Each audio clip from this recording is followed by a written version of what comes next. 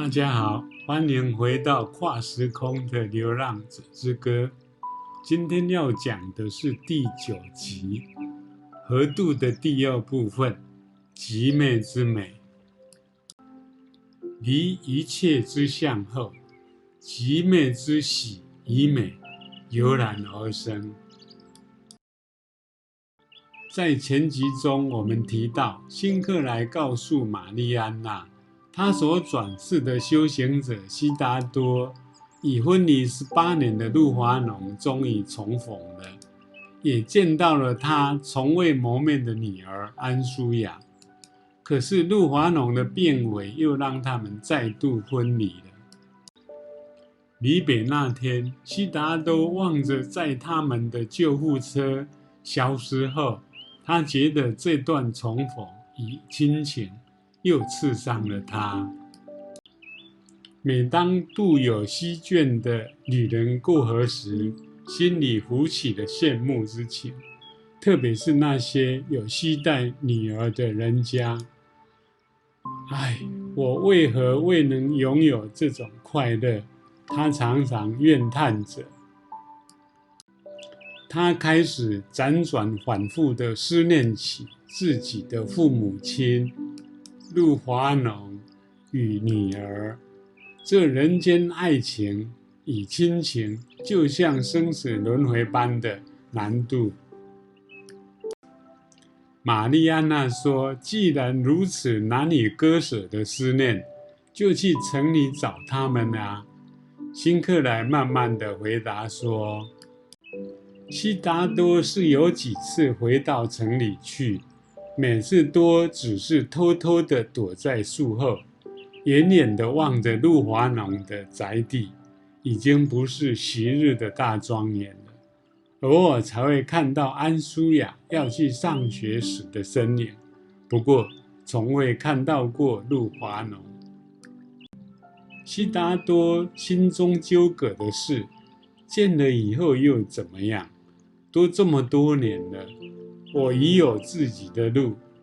他们也有他们的生活。再说，女儿若知道父亲是一个清苦的摆渡人，会对他的生活生涯产生什么冲击？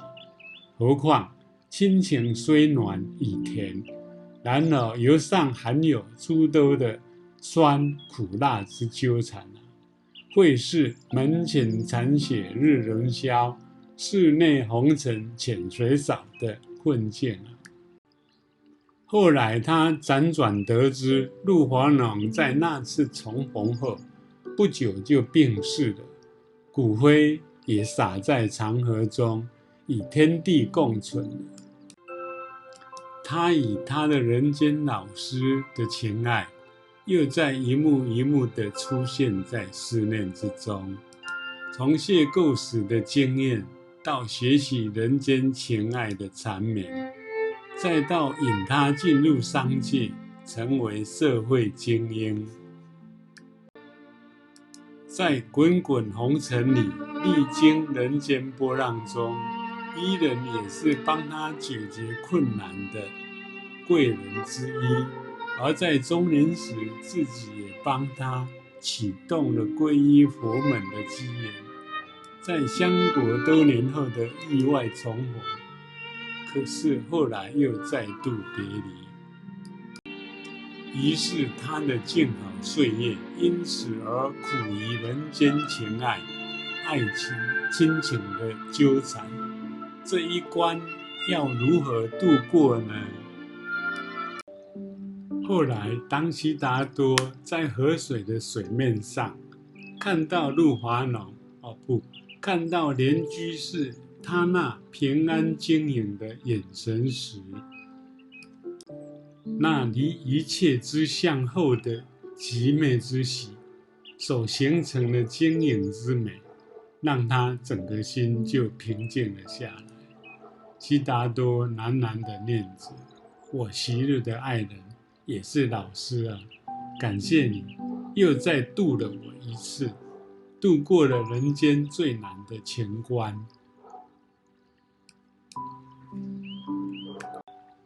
这时，悉达多觉得露华浓好像就是观世音菩萨一样，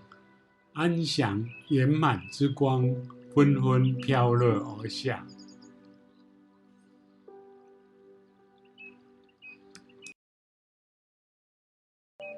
自从看见其妹之美以后，几乎一切的执着都放下了。悉达多开始觉得普罗大众们也有其可爱与良善之处，不论是市井小民，或富贵人士，或甚至是盗匪之徒，甚至有时他们的盲目忠诚、乐于行善、认命与任性来面对人生的困境等等，所产生出来的生命意义，往往却超过一些思想家的想象框架。因此，凡夫俗子们的欲望、虚荣与陷于琐碎的无趣，对悉达多来说，就不再是像以往那么样的不屑一顾、低俗与荒谬可笑了。悉达多也发现自己看待世人的态度也变得更富同情心与温暖，更能以慈悲怜悯之心来包容他们。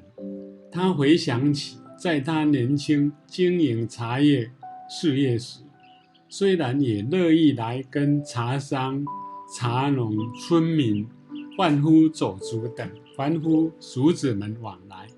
但是当年是以自视天资、地位、能力优越的心态来帮忙低下的他们，现在则是把自己与众生平等地融合在一起，同理心众生的烦恼与欢乐后，在谛听万种生命的声音，以及其手汇合而成的乐章，就像长河汇合众多大小不一的支流后，最终流入大海一样，归于万法一如。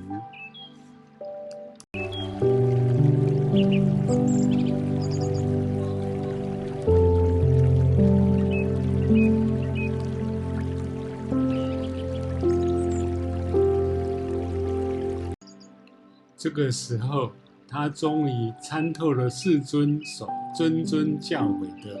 无我，于是在清凉的小雨中，